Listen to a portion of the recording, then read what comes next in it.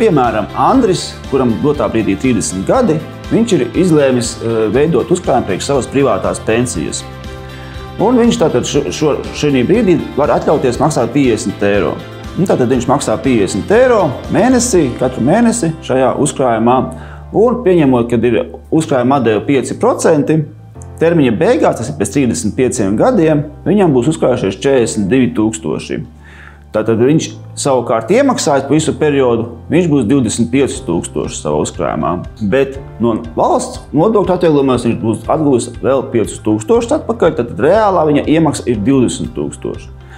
Tātad, ko tas nozīmē? Tas nozīmē to, ka viņš šo 35 gadu laikā būs nopelnījis 22 000. Plus, pie šī uzkrājuma tas nav tikai pliks uzkrājums, bet gan tas ir uzkrājums arī ar dzīves apdrošināšanu un nelaimes gadījumu apdrošināšanu. Visu šo periodu viņam ir bijusi apdrošināta gan dzīve uz 10 000, gan arī viņš bijis apdrošinājies uz nelaimes gadījumiem uz 10 000. Protams, jautājums ir, ko tas mums maksā.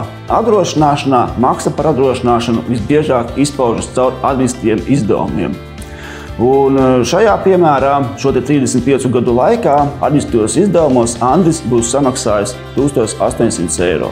Ja mēs skatāmies uz mēneša bāzes, cik viņam vidēji mēnesī šās uzkrājums izmaksā, tad viņam izmaksā 4,40 eiro vidēji mēnesī. Tad jautājums, vai tas ir daudz samaksāts, vai nopelnīt šos 22 000 gala rezultātā.